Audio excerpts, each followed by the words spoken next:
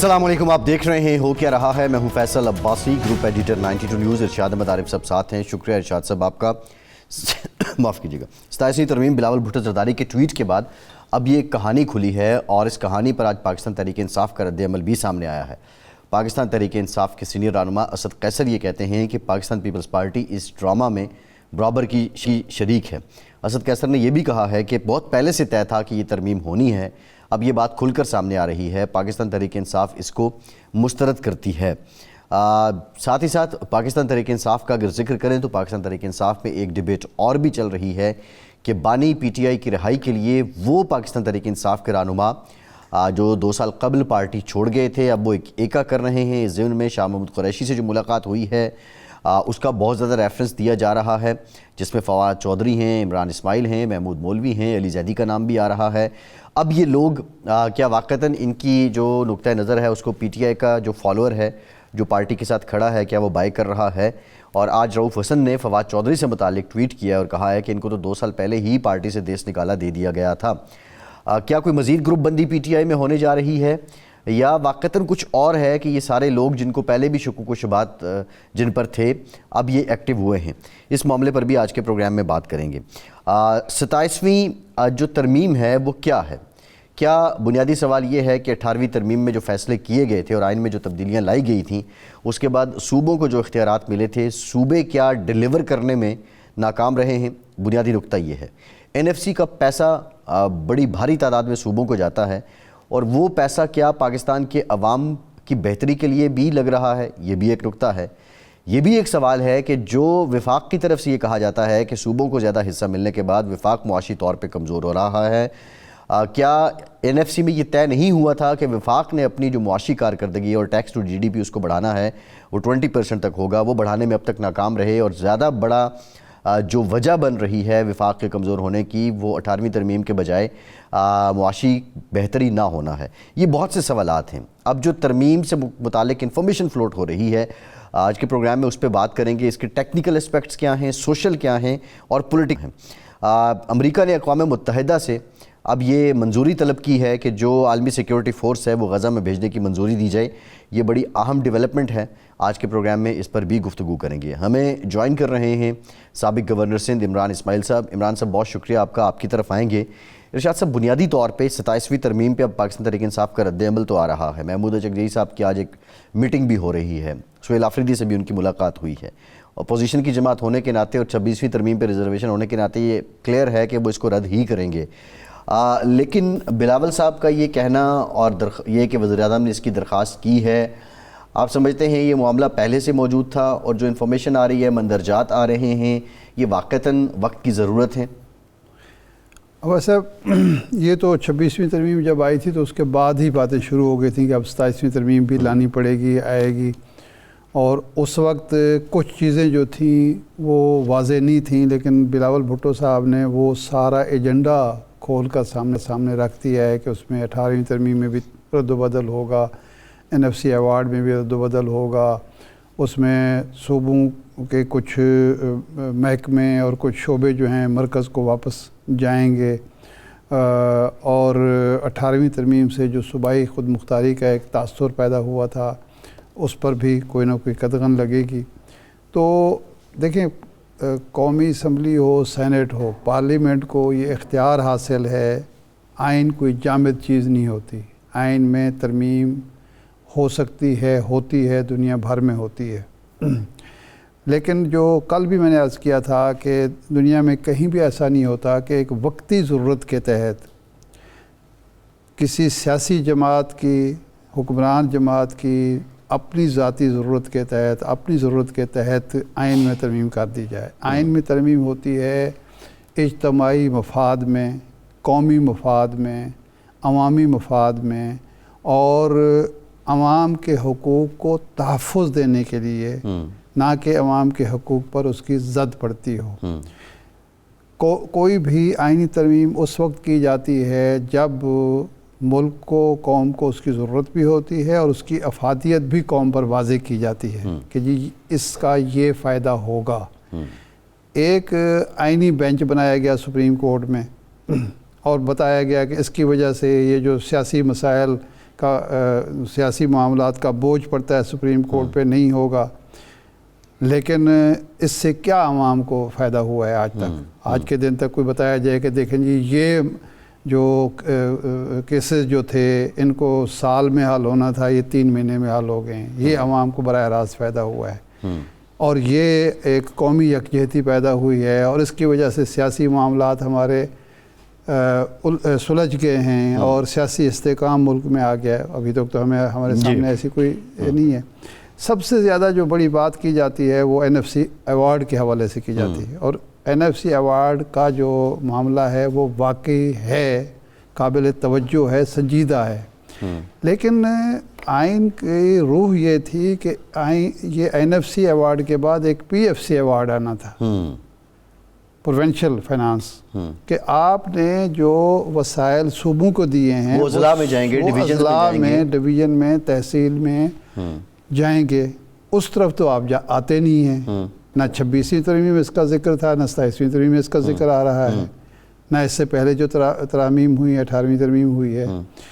دوسرا یہ ہے کہ جو معاملہ ہے بلدیاتی اداروں کا، اس طرف کوئی جماعت آتی نہیں ہے۔ بلدیاتی انتخابات تو بلدیاتی عمومی طور پہ عدالتی حکم پہ ہی ہوتے تیار نہیں ہوتے۔ بلدیاتی ادارے اگر موجود ہوں اور عام آدمی کے مسائل بلدیہ کی سطح پہ، تھانے تحصیل کی سطح پہ، پٹوار کی سطح پہ حل ہو رہے ہوں، تو نہ یہ آپ کو اتنی بڑی سپریم کورٹ کی ضرورت پڑے، نہ آپ کو اتنی بڑی آئینی بینچ اور آئینی عدالتوں کی ضرورت پڑے، نہ آپ کو یہ مسئلہ ہو کہ جی ملک کے اکثریت کی جو آبادی جو ہے وہ شکوک و شبہات کا شکار ہے، یا مسائل کا شکار ہے، یا بے چینی کا، اضطراب کا شکار ہے۔ یہ مسائل تو اس لیے پیدا کرتے ہیں کہ سارے اب ارتکاز اختیار دنیا بھر میں اختیارات کو نچلی سطح پر منتقل کیا جا رہا ہے۔ ہمارے ہاں آئین میں ہر ترمیم کے ذریعے جو پہلے سے موجود ہوتے ہیں اختیارات وہ بھی مزید مرتکز، مرکزیت کے ہم زیادہ مرکزیت کے زیادہ قریب جا رہے ہیں۔ عمران اسماعیل صاحب،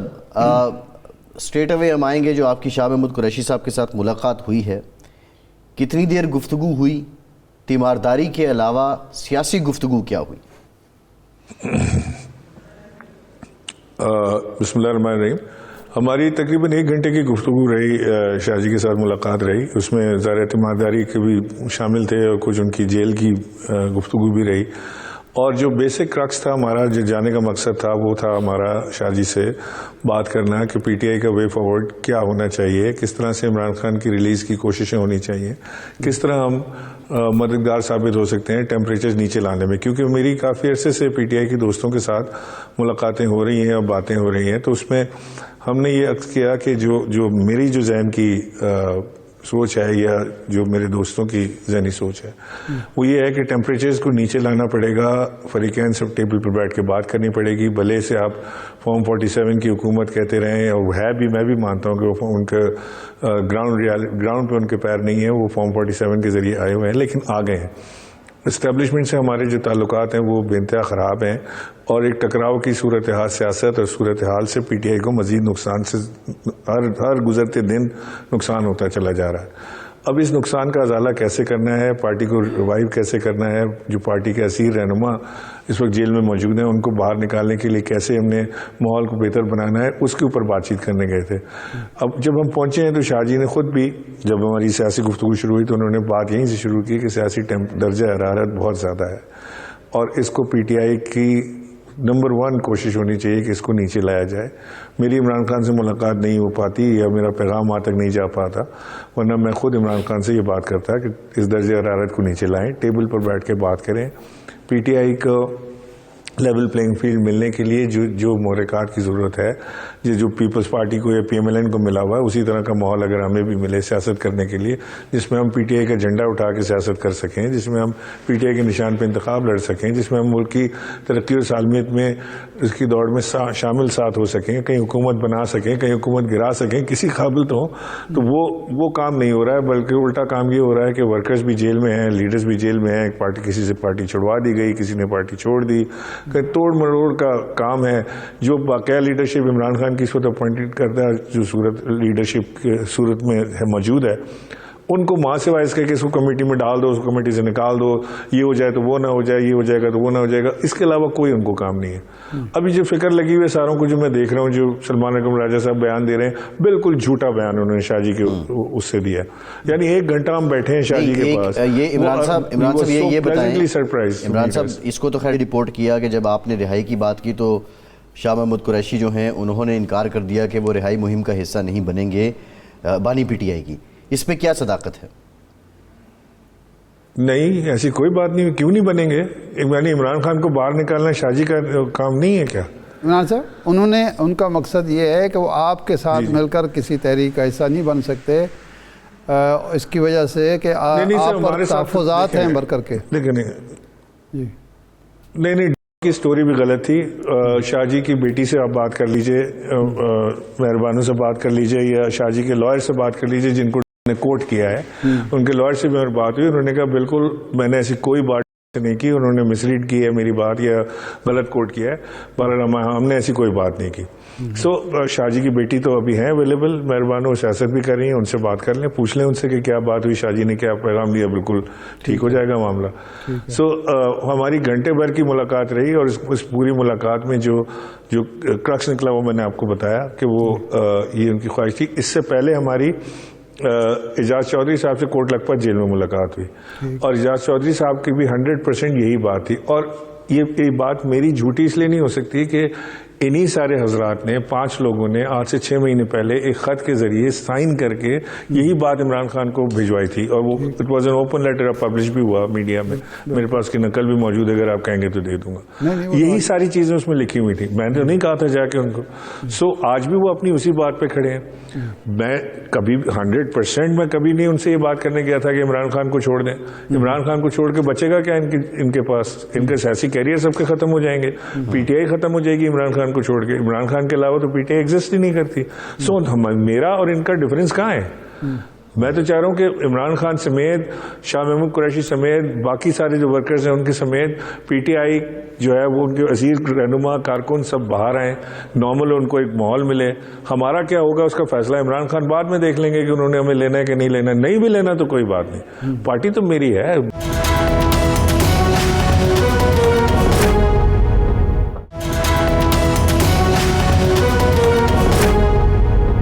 یہ جو آپ جس کاز کو لے کے آپ بڑھ رہے ہیں, آپ کے پاس اس کا مینڈیٹ کہاں سے آیا, یہ مینڈیٹ کس نے دیا؟ اور آپ اعجاز چودھری صاحب سے بھی ملاقات کر رہے ہیں, آپ شاہ محمود قریشی صاحب سے بھی ملاقات کر رہے ہیں, آپ کی یہ ملاقاتیں فیسیلیٹیٹ کون کر رہا ہے؟ ایک جانب خیبر پختونخوا کے وزیر اعلیٰ ہیں, ان کی ابھی تک ملاقات نہیں ہو سکی, لیکن آپ کی ملاقات ہو رہی ہے, تو یہ اجازتیں کیسے مل رہی ہیں؟ نمبر 1 تو یہ کہ ان کی ملاقات عمران خان سے ہونی ہے, شاہ محمود سے نہیں, تو وہ ایک الگ معاملہ ہے. یہاں پہ تو آپ مجھے بتائیں نا کہ سلمان اکرم راجہ آپ کیسے مل لیے؟ وہ ان کو فیسیلیٹیٹ کس نے کر دیا؟ کیا ایجنسی نے فیسیلیٹ کیا ان کو؟ مجھے بتائیں کس نے فیسیلیٹیٹ کیا ان کو؟ وہ تو کہہ رہے تھے ان کو ملنے کوئی نہیں دیتا. اب وہاں لائن لگی ہے, پی ٹی آئی کے لوگ جا کے پی کے ایل آئی میں شاہ جی سے ملنے کی کوشش کر رہے ہیں, اور مل بھی رہے ہیں. وہ سب کیسے مل رہے ہیں؟ تو آپ کوشش کرتے ہیں تو ہو ہی جاتا ہے. ہو سکتا ہے اعجاز محمود مولوی صاحب کے تعلقات ہیں, ہو سکتا ہے انہوں نے کسی سے کیسے ان کے کوئی کروایا ہو, میں اس کا پریوی نہیں ہوں, لیکن ملاقات کرنا کوئی اتنا مشکل کام نہیں ہے. آپ وہاں جائیں, جا کے بات کریں, 1-2 دفعہ جاتے ہیں تو ملاقات ہو جاتی ہے.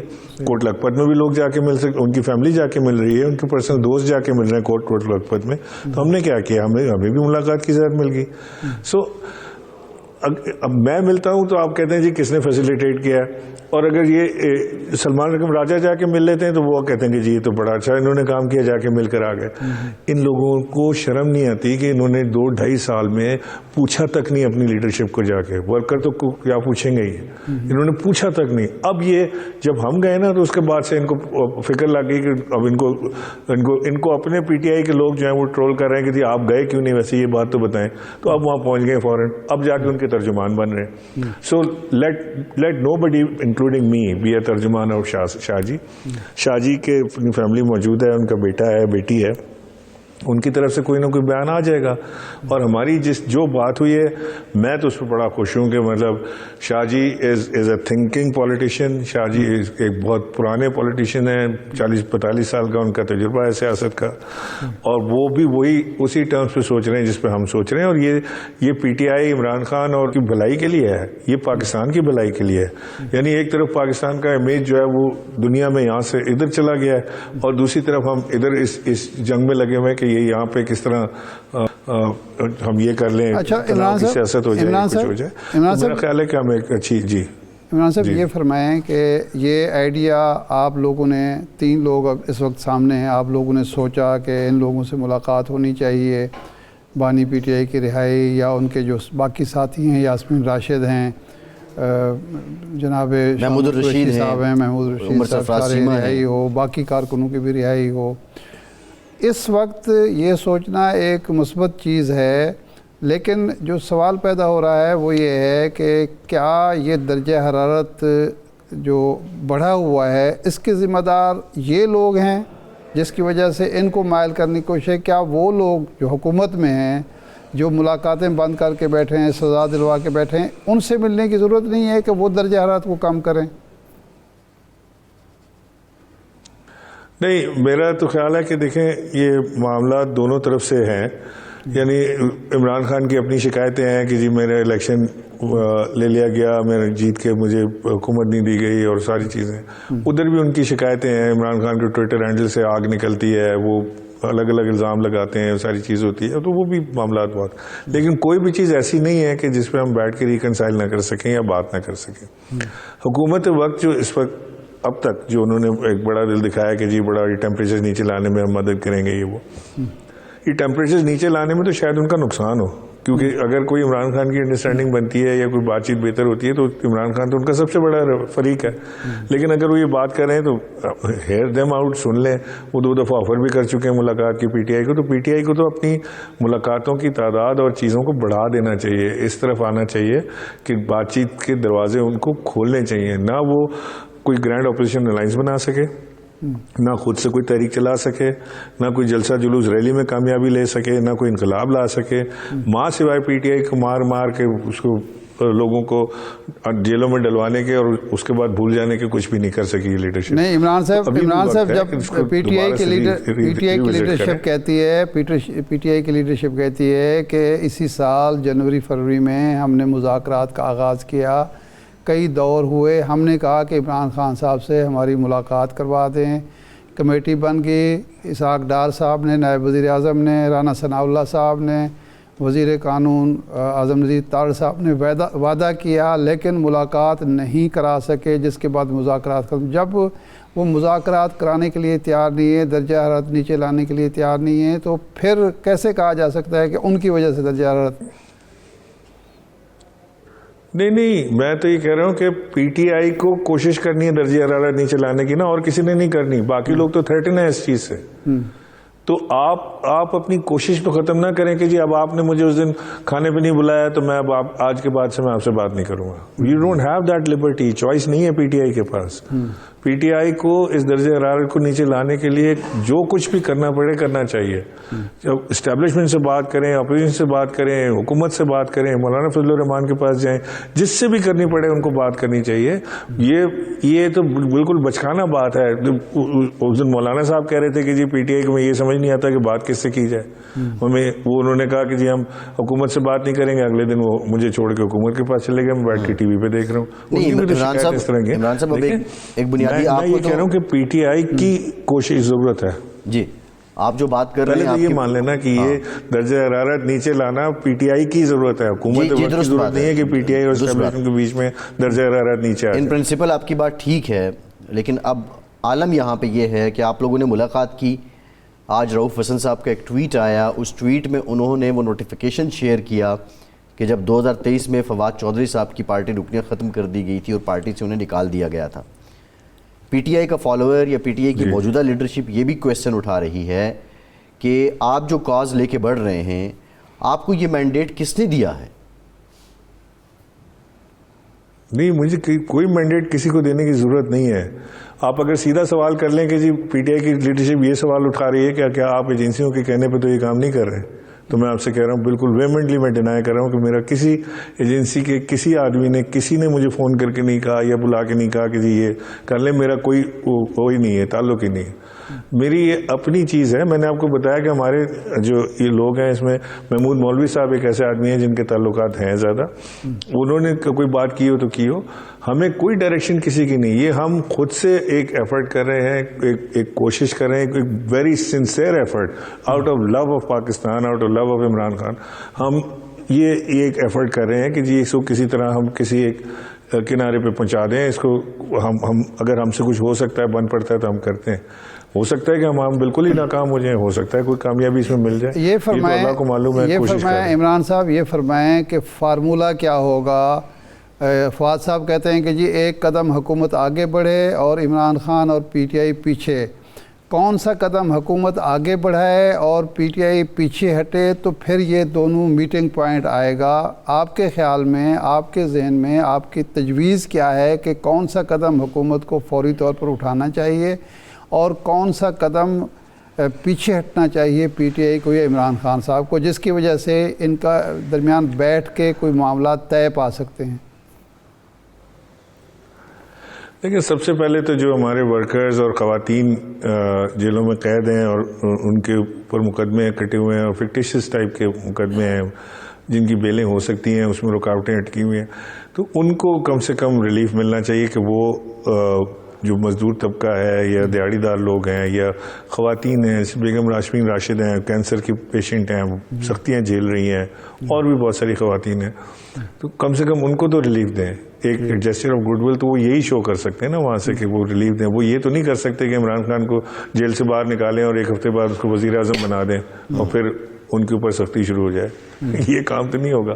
سو یہ اسی طرح کے چھوٹے چھوٹے جیسچرز دونوں طرف سے دیے جائیں تو بات چیت کے دروازے کھل سکتے ہیں. کوئی انہونی چیز نہیں میں بات کر رہا ہوں. نہیں، آپ یہ سمجھتے ہیں کہ اگر حکومت یہ کام کرے تو دوسری سائیڈ سے بھی پھر نرمی ہوگی اور دروازے کھل سکتے ہیں، لیکن حکومت کے لوگ یہ کہتے ہیں کہ ہم یہ کر بھی دیں تو تب بھی دروازہ دوسری طرف سے بند رہے گا اور اس کے نتیجے میں ہمیں شرمندگی ہوگی اپنے عوام کے سامنے، اپنے ووٹر کے سامنے. چلیں سر، اگر بند بھی رہے، میں ایک مثال آپ کو دے رہا ہوں کہ انہوں نے ہماری کچھ خواتین کو یا کچھ ورکرز کو ریلیز بھی کر دیا اور وہاں سے پھر بھی کوئی بات چیت نہیں ہو سکی، دروازے بند رہے، تب بھی ان کا جیسچر تو اچھا گڈ ول جیسچر تو ان کا عوام میں آ جائے گا نا کہ انہوں نے اچھا ایک گڈ ول جیسچر. اور ان لوگوں کو اندر رکھ کے ان کو مل کے آ رہا ہے، یا تو ان کو کوئی بڑا سیاسی فائدہ ہو رہا ہو، وہ کوئی بڑے خطرناک سیاسی لوگ ہوں کہ وہ باہر آتے ہی فضا تبدیل کر دیں گے، کچھ بھی نہیں ہونا. نہیں، اب تو میجورٹی جو ہے وہ تو کنوکٹڈ ہے نا عمران صاحب. پہلے 2-4 ماہ پہلے تک حالات اور تھے، وہ ملزم تھے. موسٹلی جو لوگ اندر ہیں وہ 9 مئی کے کیسز میں ہیں، ان پہ جرم ثابت ہو چکا ہے. تو حکومت اس میں کیا کردار ادا کر سکتی ہے؟ آپ شاید لیڈرشپ کے بارے میں تو یہ کہہ سکتے ہیں، لیکن جو ورکر کلاس ہے، میں ابھی بھی جاتا ہوں، میرا ابھی بھی کیس لگا ہوا ہے 6 تاریخ کو صبح کورٹ میں.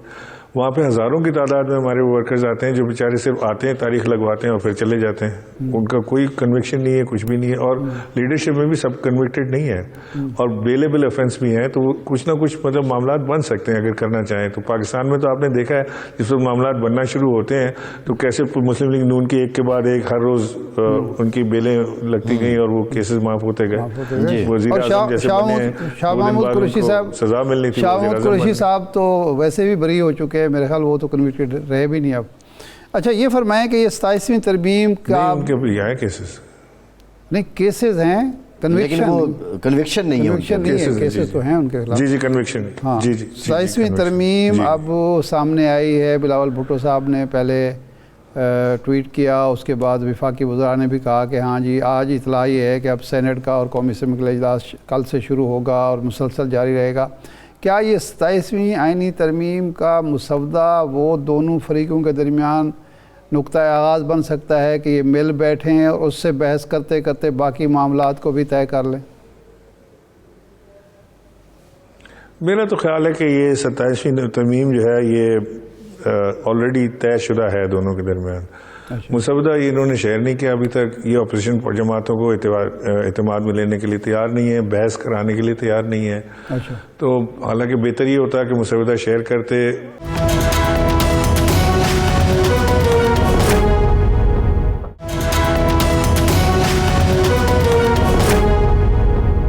اسحاق ڈار صاحب نے یہ کہا ہے کہ ہم اعتماد میں لیں گے، ہم اعتماد میں لیں گے، مسودہ شیئر کریں گے، اس پہ ڈیبیٹ کریں گے، اس کے بعد پھر اس کی منظوری لی جائے گی.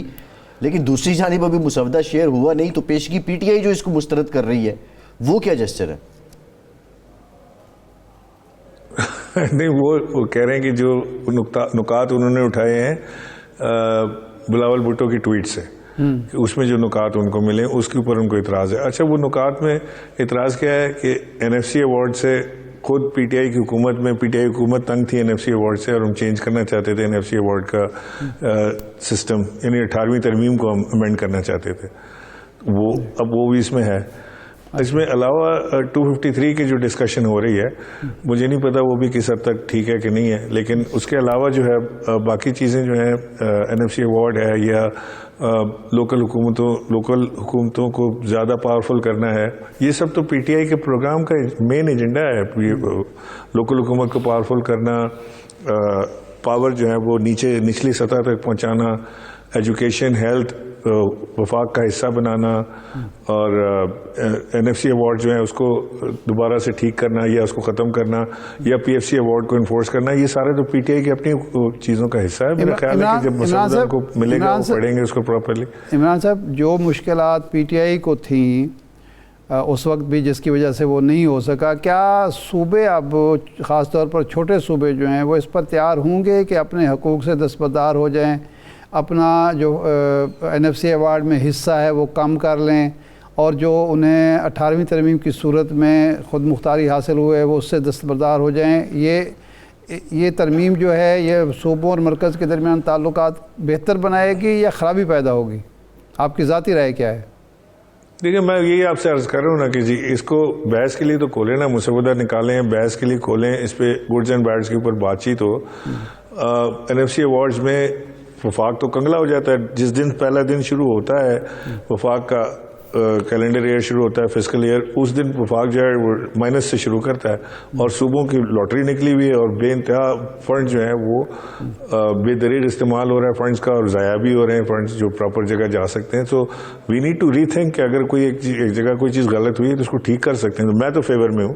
مجھے نہیں پتا پی ٹی آئی کے دوستوں کے پاس کیا اطلاعات ہیں، ہو سکتا ہے ان کے پاس میرے سے زیادہ بہتر اطلاعات ہوں اور کوئی چیز بڑی غلط اس میں ہو رہی ہے، تو میں اس کا پریوی نہیں ہوں. جو میں نے سنا ہے میں اس کے اوپر آپ سے بات کروں. نہیں، لیکن دونوں جماعتیں جو 18ویں ترمیم کو منظور کرنے والی ہیں یا این ایف سی ایوارڈ کی موجودہ شکل تشکیل دینے والی ہیں، وہی اب تبدیلی کرنا چاہیے. اس وقت ان کو عقل نہیں آئی کہ صوبوں کے پاس سب کچھ چلا جائے گا اور مرکز بالکل کنگلا ہو جائے گا؟ نہیں، یہ تو اس وقت بھی خوش تھے کہ جی ان کا پنجاب ان کی جاگیر تھی. وہ پی ایم ایل این سمجھتے تھے کہ پنجاب ہمارے پاس رہے گا زندگی بھر، اور پیپلز پارٹی سمجھتی ہے کہ سندھ ساری زندگی ان کے پاس رہے گا، اور انہوں نے اسی فنڈ کے اوپر انہوں نے موج میلہ لگانا ہے، اور 15 سال لگایا بھی ہے. تو اب دیکھیں اس کے بعد اب آگے کس طرح سے یہ دونوں بیٹھ کے فریقین ان کو بٹھایا جا رہا ہے کہ یہ بیٹھ کے یہ کام کریں. بہرحال یہ کام اچھا ہے.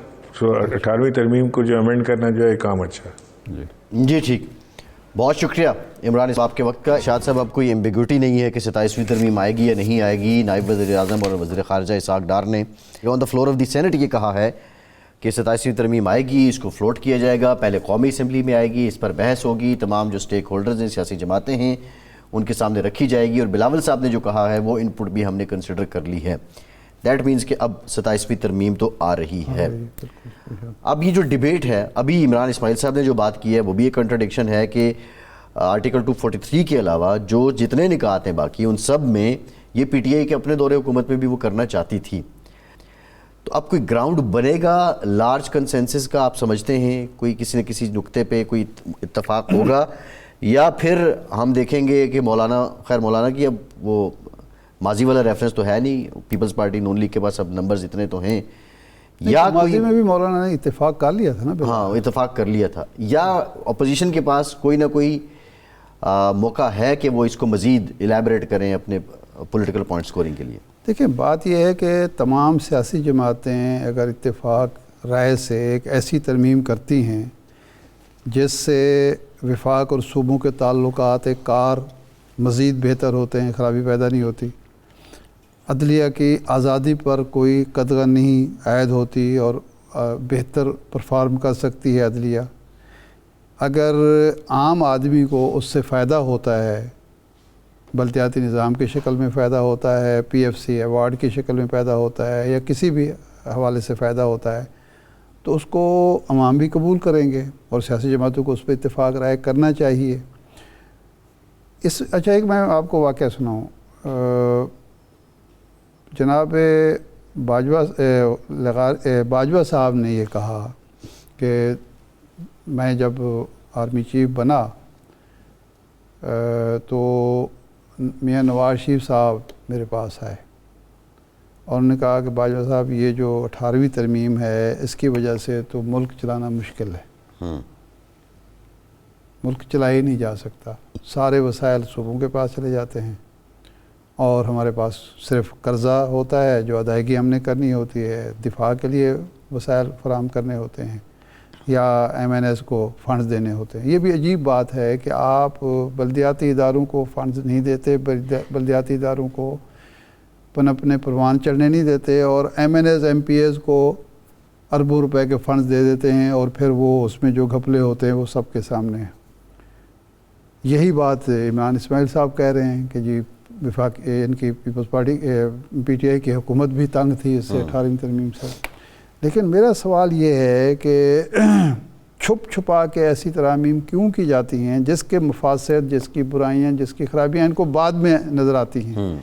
18ویں ترمیم جو ہے کسی نے امپوز تو نہیں کی تھی، یہ واحد ترمیم ہے جو مسلم لیگ نون پیپلز پارٹی پر کسی کا کوئی انٹرسٹ تھا ہی نہیں، انہوں نے مل جل کر کی، بڑی سوچ بچار کے بڑے لمبے چوڑے وہ ہوئے اور اتنے ڈھنڈورے پیٹے گئے کہ جی بس جی وہ جو پرانا ایک صوبائی خود مختاری کا یا مرکز اور صوبوں کا معاملہ تھا وہ ہم نے حل کر دیا ہے، اور دودھ شہد کی اب یہ دونوں کہہ رہے ہیں کہ جی اس سے تو بڑی خرابی پیدا ہو گئی ہے۔ اچھا اس میں ارشاد صاحب تو اب بھی ان کو چاہیے کہ سارے سٹیک ہولڈر جو ہیں، سٹیک ہولڈر سے مراد 3 4 5 6 جماعتیں نہیں ہیں جو اسمبلی میں بیٹھی ہیں، اسمبلی سے باہر اس میں وکلاء ہیں، اس میں سول سوسائٹی ہے، اس میں میڈیا ہے، اس میں اساتذہ کرام ہیں، پروفیسرز ہیں، دانشور ہیں، سب کو ایک لمبی ڈیبیٹ ہو، 6 مہینے لگتے ہیں تو لگ جائیں جی،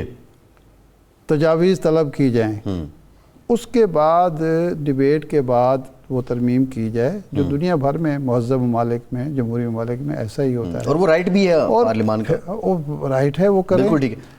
یہ تو ارشاد صاحب NFC شوکت ترین صاحب پیپلز پارٹی کے بھی وزیر خزانہ رہے ان کے دور میں بھی اور پھر PTI کے دور میں بھی، تو وہ تو کہتے ہیں کہ جو NFC میں ہم نے طے کیا تھا ہم اس حساب سے کارکردگی نہیں کر سکے اور وفاق کے پاس اس لیے اب حالات یہ ہیں کہ وہ پیسے نہیں آتے، یہ ان کا بھی ایک موقف ہے۔ بہرحال یہ ہے تو ٹیکنیکل پہلو۔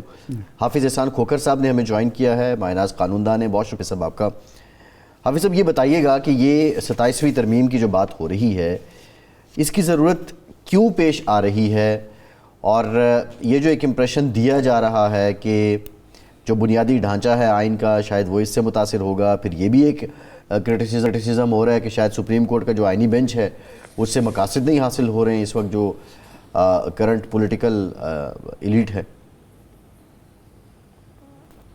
بسم اللہ الرحمن الرحیم۔ ارشاد عارف صاحب اور فیصل آپ کا شکریہ۔ چیز یہ ہے کہ کوئی بھی کانسٹیٹیوشن جو ہوتا ہے کسی بھی ملک کا ہوتا ہے وہ ایک لیونگ آرگن ہوتا ہے، اس کو چینج بھی کیا جا سکتا ہے، امینڈ بھی کیا جا سکتا ہے، بٹ اس کے جو کانسٹیٹیوشنل فنڈامنٹلز ہیں اس کو آپ سامنے رکھتے ہیں۔ اب اگر اس کانٹیکسٹ کے اندر دیکھا جائے تو پاکستان کا جو کانسٹیٹیوشنل فنڈامنٹل ہے کہ پاکستان ایک فیڈریشن ہے اور اس کے پروونسز جو ہیں وہ فیڈریٹنگ یونٹس ہے۔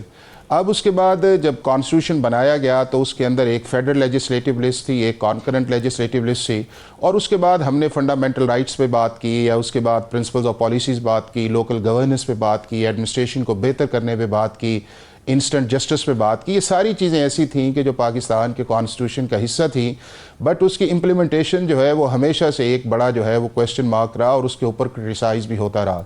اب یہ ہے کہ میجر شفٹس تو آئیں، جس طرح 8th امینڈمنٹ آئی جس کے اندر جنرل مشرف کے دور کے اندر بہت ساری اسٹرکچرل چینجز جو تھیں وہ ٹلٹ کر گئیں پریزیڈنٹ کی طرف، پھر اس کے بعد جنرل مشرف کی 17th امینڈمنٹ آئی جو LFO کے نام سے آیا، اس کے اندر آئی۔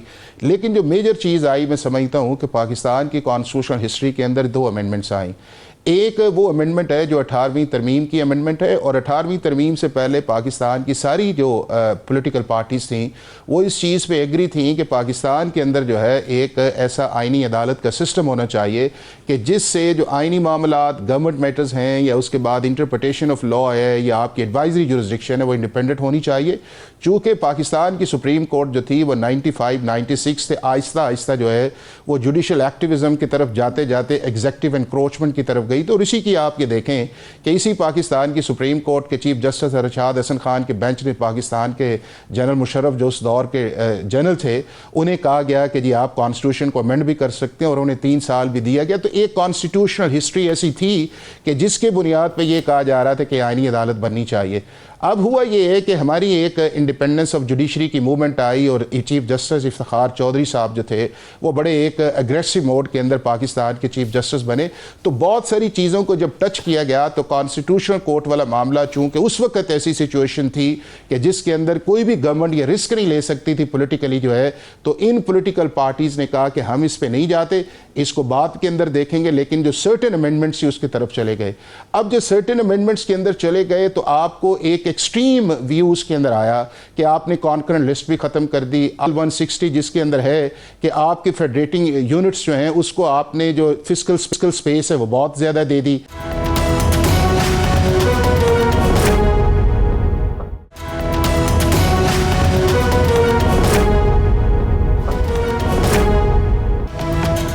بریک کے بعد ایک بار پھر سے آپ کو خوش آمدید کہیں گے. حافظ احسان کھوکھر صاحب ہمارے ساتھ موجود ہیں. حافظ صاحب، بریک سے پہلے آپ گورننس کی بات کر رہے تھے. جو مین کمپوننٹ ہے وہ لوکل باڈیز ہیں، اور ہم نے دیکھا کہ پولیٹیکل پارٹیز جان چھڑاتی ہیں، کتراتی ہیں الیکشن کروانے میں، آئین بدل دیے جاتے، قانون بدل دیے جاتے ہیں. ابھی ریسنٹلی بھی یہی ہو رہا ہے. کیا اس ترمیم میں باضابطہ طور پہ ایک مدت مختص ہو جائے گی اور لوکل باڈی الیکشن کرانے ضروری ہو جائیں گے، اور کوئی یونیفائڈ لوکل باڈی میکینزم ہوگا جو پورے ملک میں ایک ہی طرح کے الیکشنز ہوں گے، یا صوبے اپنے اپنا قانونی بنائیں گے؟ نہیں، اس میں ایک اضافہ بھی کر لیں کہ کیا ہمارے MNAs, MPAs جو سب سے بڑی رکاوٹ ہیں بلدیاتی اداروں کی نشو و نما میں، کیا وہ دستبردار ہو جائیں گے اپنے فنڈ سے اور وہ ان اداروں کو چلنے دیں گے؟ دیکھیں، ایک تو یہ ہے کہ پچھلے 20-22 سال کے اندر جو بیسٹ لوکل گورنمنٹ سسٹم آیا تھا وہ جنرل مشرف کے دور کے اندر آیا تھا، 2001 کے اندر آیا تھا، جس کے اندر جینونلی پولیٹیکل، فائنینشیل اور ایڈمنسٹریٹو اتھارٹی سی اس کو ڈیوالو کیا گیا. اور آپ اس کا انٹرسٹ لیول یہ دیکھیں کہ اگر پاکستان کے اندر آپ کو ڈیولپمنٹ نظر آتی ہے جو گراس روٹ لیول تک گئی ہے، تو اسی کی وجہ یہ ہے کہ آپ کا پیسہ جو ہے وہ آپ کی یونین کونسل تک پہنچا، کم پہنچا، لیکن اس کے اندر ایک ایفیکٹونیس آپ کو نظر آئی. اور جب 2002 کے الیکشن ہوئے اور اس کے اندر جب MNAs, MPAs آئے اور انہوں نے کہا ہمیں پیسے دیں، اور جنرل مشرف نے پہلے جو ہے اس کو روکا کہ ہم نہیں کریں گے، بٹ الٹیمیٹلی وہ انہوں نے بھی میر ظفر اللہ جمالی صاحب کی بات مانی. ساتھ ہی جو تھا وہ یہ آپ نے دیکھا ہوگا کہ اگلا الیکشن ٹرم آئی تھی 2004 کے اندر، پاکستان کے بہت سارے MNAs, MPAs اور سینیٹرز جو تھے وہ ڈسٹرکٹ گورنمنٹ کی طرف گئے. کوئی ناظم بننا چاہ رہا تھا، کوئی تحصیل ناظم بننا چاہ رہا تھا. تو مسئلہ میرا یہ کہنے کا یہ آرگومنٹ یہ ہے کہ پاکستان کے پالیٹیشنز کا ایشو جو ہے وہ فائنینس، ایڈمنسٹریٹو اور اتھارٹی ہے. اب وہ اتھارٹی جو ہے اگر اسے ٹرکل ڈاؤن کر دیا گیا تھا ایک دفعہ، اور اسے 2009 تک کی کانسٹیٹیوشنل پروٹیکشن تھی، تو جب ساری political parties, P T I, P M L N, Peoples Party, M Q M, ساروں کا اس چیز پہ اتفاق ہے کہ پاکستان کے اندر اسٹرانگ لوکل گورنمنٹ سسٹم ہونا چاہیے، انہیں اس کو ریورس نہیں کرنا چاہیے تھا، اور وہ یونیفائڈ سسٹم تھا، وہ پنجاب، کے پی کی، بلوچستان سب کی اندر وہی تھا. اور اسی چیز کو انہوں نے دیکھ کے ریورس کرتے ہوئے آرٹیکل 140A کیا، اور 140A کی آج تک آپ کو امپلیمنٹیشن نظر نہیں آئی کہ ساری چیزیں فیڈرل سے پروونسز کی طرف گئیں، پروونسز نے ڈسٹرکٹس میں نہیں جانے دیے، اور جب ڈسٹرکٹس کے اندر آپ کی نہیں گئی تو نہ ہی آپ کا پروونشل فائنانس کمیشن بنا. اب میں سمجھتا ہوں کہ اگر پنجاب گورنمنٹ کی ایک ریزولوشن آئی، اسمبلی کی آئی، یہ بڑی زبردست ہے. ہمیں 3 چیزیں اس کے اندر کرنی چاہیے. ایک یہ ہے کہ اس کا ٹینیور، اس کی ڈیوریشن اور اس کے فنکشنز جو ہیں وہ کانسٹیٹیوشن کے اندر ہمیں ذکر کر دینے چاہیے. جس طرح ہماری ایک لیجسلیٹو لسٹ ہے کہ جو ہم نے فیڈرل گورنمنٹ سے بنائی ہوئی ہے کہ جی فیڈرل گورنمنٹ کا یہ کام ہے, باقی پروونسز کام ہے, ہمیں ایک لوکل گورنمنٹ کی لسٹ ڈیفائن کر دینی چاہیے کانسٹیٹیوشن کے اندر کہ اس کے اندر یہ فنکشنز جو ہیں یہ لوکل گورنمنٹ پرفارم کرے گی. اس کے اندر سوک فیسلٹیز ہیں, آپ کے ایجوکیشنز کے ایشوز ہیں, یا آپ کے لوکل کمیونٹیز کے ایشوز ہیں, وہ ایشوز ہیں جو ڈے ٹو ڈے بیس پہ پاکستان کا عام آدمی افیکٹ کرتا ہے, یا دنیا کے تمام ممالک جو ایسے ہیں, چاہے ڈکٹورل کنٹریز ہیں, چاہے وہ آپ کے مڈل ایسٹ کنٹریز ہیں, چائنا ہے, آپ کا انڈیا ہے, کم ہے اتنا, لیکن امریکہ سب نے لوکل گورنمنٹ, یہ جرمنی نے سب نے اڈاپٹ کیا ہے. ان پریکٹسز کو لے کے آ کے اس برڈن جو گورننس کا ہے اس کو تھرڈ ٹیئر کے اوپر لے کے جائیں تو وہ چیزیں آگے بڑھیں گی. دوسرا اس چیز کے اندر سوال یہ ہے کہ کیا اس کی امپلیمنٹیشن جو ہے اس کا پھر ایک کانسیکوینس آپ کو رکھنا چاہیے, اور وہ کانسیکوینس بھی آرٹیکل 140A کے اندر رکھنا چاہیے. اگر ہم اس ملک کے اندر لوکل گورننس کو اسٹرینتھن کر دیتے تو شاید ہمارا جو پروونسز کی ڈویژن ہے وہ اتنا ایشو نہ آتا, چونکہ اس کے اندر بھی بنیاد آپ کی گورننس آتی ہے, آؤٹ ریچ آتی ہے, فسکل سپیس کی آتی ہے.